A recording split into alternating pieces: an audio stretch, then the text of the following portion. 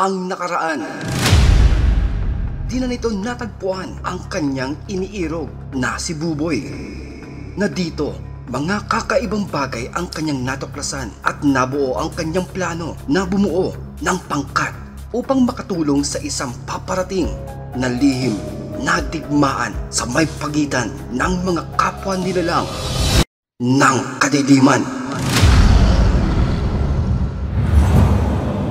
Hanapin mo ang mailap na nilalang na siyang may hawak ng mabisang sangkap upang mas maitaas mo pa ang antas ng iyong kapangyarihan. Humayo ka pa kang at mag-iingat. Labis kang mag-iingat.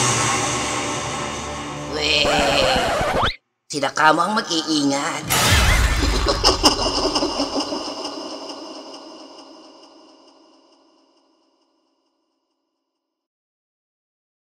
Oh, hi mga kapaniki. Welcome to my vlog. Oh, hi mga kaikik. Mga kaswang. Huwang aswang. Inaswang. Maluluwang. At nagmana sa siksik-liglig umaapaw sa kagandahan. Nasipakang. Ayun nga. Halika. At samahan niyo ako ngayon. Bale, hanapin kasi natin ngayon yung sinasabi ni Kondesang kamukha ni Miss Minchin na kung matulog nakabaliktad, kaya ang bewang palapad. Ay, grabe, ang usapan sa kwentong ito walang ganitong nakaka-stress na Finding Nemo. Tapos ngayon palalakarin ako ng napakalayo.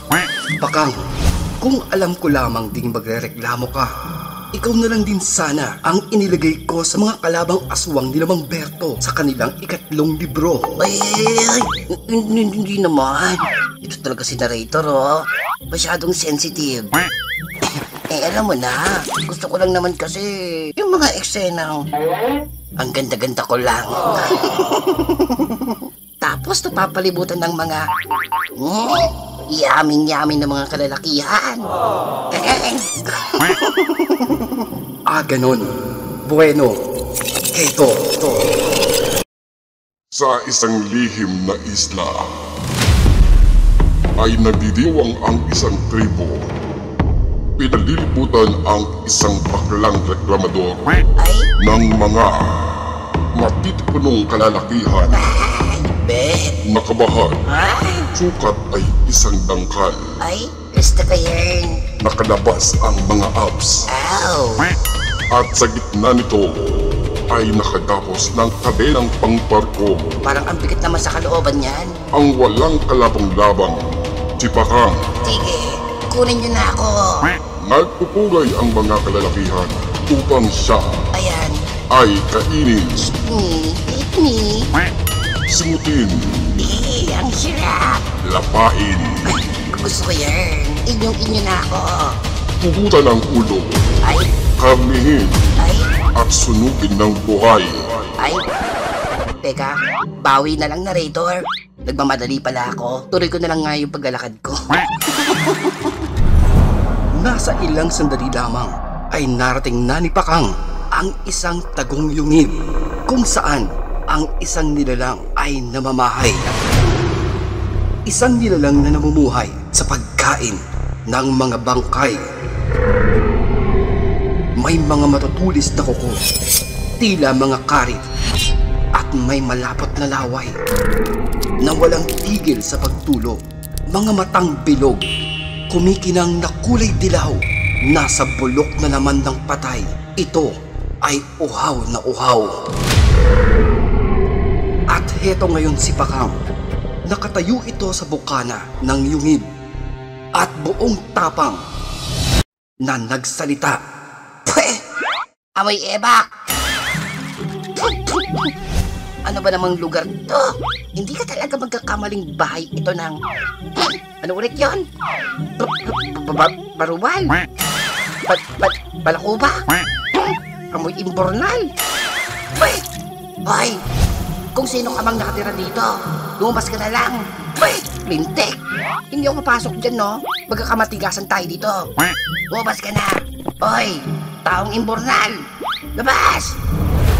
Saka dumampot ito ng ilang pirasong bato upang pukulin ang nasa loob ng yungib. Nang biglang mabilis pa sa kisap mata, lumukso ang isang nilalang. Saka mahigpit na niyapos ang nabiglang si Pakang. Shoot ang labes! Ang bantot mo! Pasok ka! Iwan mo ako! Wala nang nagawa pa si Pakang. Nabuwal ito sa kanyang kinatatayuan. Gumulong-gulong. Habang walang tigil itong sinisibasib ng pagsinghot, paghagod ng dila ng napakabahong nilalang. Lintik ka! Patayin mo na lang ako kung papatayin mo ako! Pero itigil mo yan!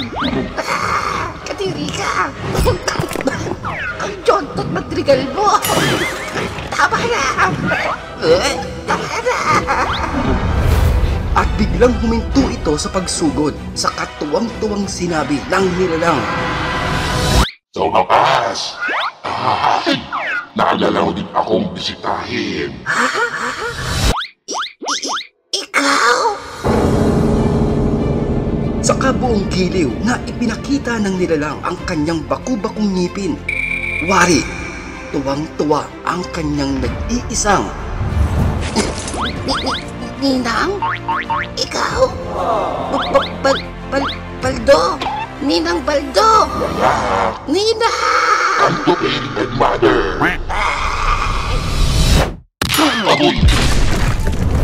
At sinuntok nito sa nguso ang nilalang, dahilan upang tumilapon ito papasok ng yungib.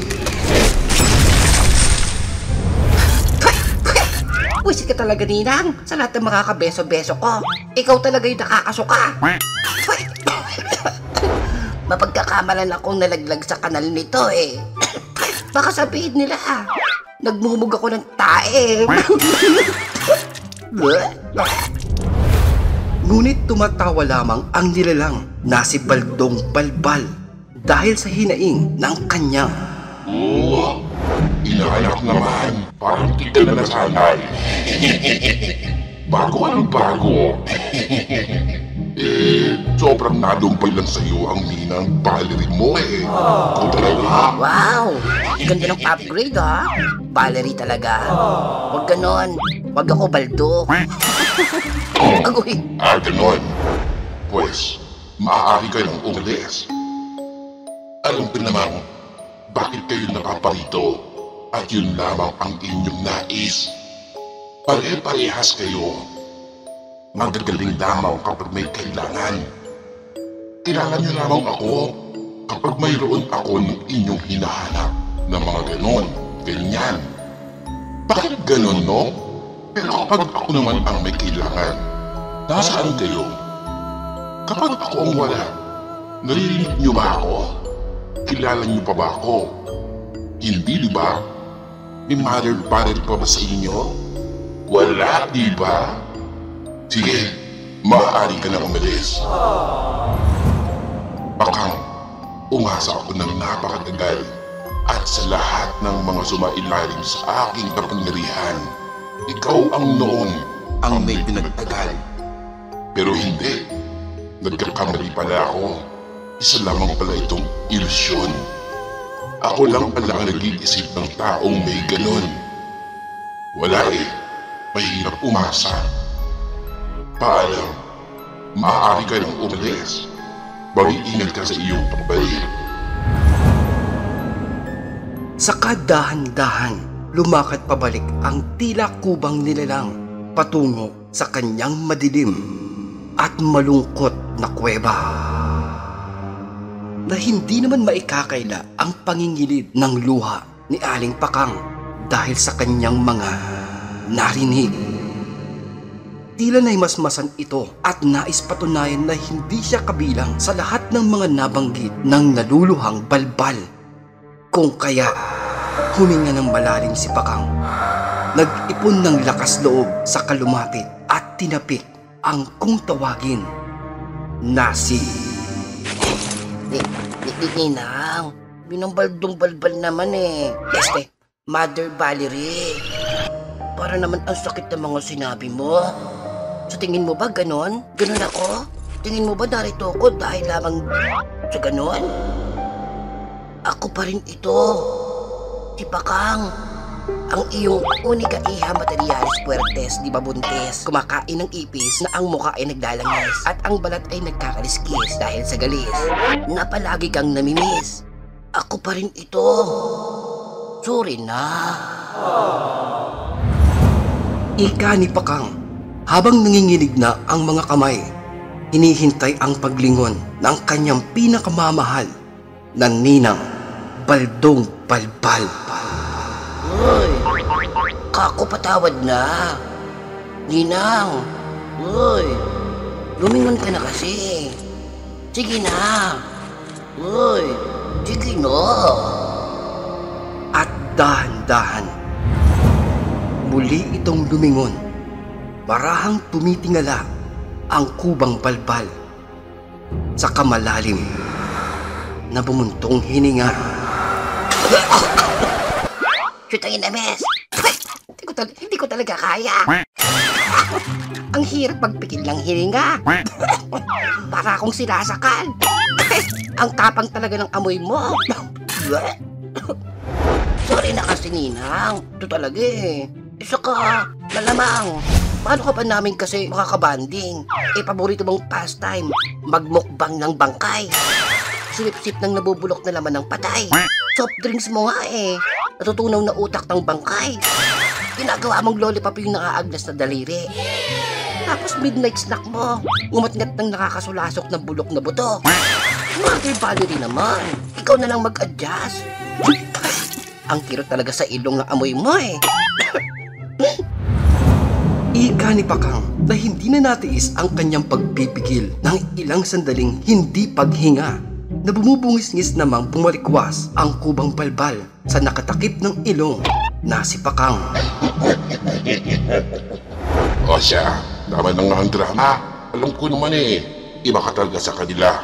Naglabas lang naman ako ng, alam mo na, magkakadramahan sa buhay. Ang tagal ko kayong pinakaktis yun. Aba, paano ba naman? Patapos ang kumpila nyo sa akin ng mga aswang. Di nyo na ako binibisita. Tapos. Oh, cha. Alam ko naman mga hinaing mo, Ninang Baldo.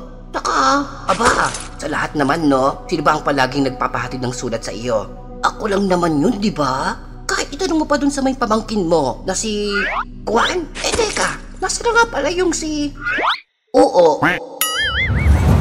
Na dito, muli ay pumanglaw ang malaki at bilugang mata ng balbal. Sapagkat matagal na din pala siya nitong nilisan, kung kaya ay nag-iisa na lamang itong naninirahan sa may madilim na kuweba. Naika naman ng balbal, naroon daw ito sa may bayan, tila nagre-rebelde at ayaw nang bumalik sa kanyang piling at sumama sa isang taong lupa, piniling tila maging alaga. Lala! Sinasabi ko na nga pa dyan sa may pamangkin mo eh. Noon pa lang dapat sinanay mo na sa may kadena para hindi lumalayo dito. Aba, teka, at ano naman ang ginagawa niya dun sa may bayan? Hindi ko siya nakikita. Doon din ako nag-work eh. Sa may office namin. Sapagkat naroon daw ito sa may bayan at... Teka nga narrator, bakit ba inaagaw mo yung script ni Ninang Baldo ko ha? At ikaw ang nagsasalita na, ha? Diyos mio Kapakang, kung ikaw nga mismo hindi mo kinaya, ako pa kaya na nasa may paligid nyo lamang? Gusto ko pang mabuhay. Sino na lang ang magkukwento ng ilan pa nating series kung mawawala na ako at saka... Ako na! Sabi na nga ba eh, kala mo ha? O siya. Go! Sapagkat naroon ito sa may bayan at gumaganap bilang alalay ng isang embalsamador. Napakalaking pakinabang nila sa isa't isa. Kung kaya ay doon, tila ito ay nahirati. Nais nitong manatili sa piling ng isang tao bilang kanyang alaga. Nakukontento na lamang ito sa karampot na laman ng bangkay. Kapalit ay ang paglikha ng disgrasya para sa itinayo nitong isang negosyo. Pakang, ayoko mang sabihin, pero labis na akong nalulumbay sa kanya. Hindi ko siya pipilitin. Pero nais ko lamang na ikaw na ang bahalang magbigay linaw ng kanyang kaisipan kung saan ba siya dapat nararapat. Handa akong ibigay ang lahat ng kapalit sa iyong hihilingin. Tulungan mo lamang ako. Nakikiusap ako, Pakang. Parang awa mo na. Nagmamakaawa ako. Pakiusap, Pakang. At saka... Okay na. Diyos mio eh. Huwag mo nang pahabayin script mo. Huwag ka na mag-invento. Baho.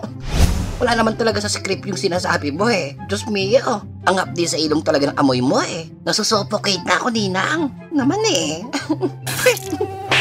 Milangaw. Wait mo ako dyan, wait. Teka lang. Babalik ako. Promise. Yeah. Sa kabuong lakas na umigtad ito, papay taas at pumagaspas sa may himpapawid upang lumanghap ito ng sariwang hangin at muli itong bumaba upang ipagpatuloy ang kanilang pag-uusap. Asa. Team na ulit.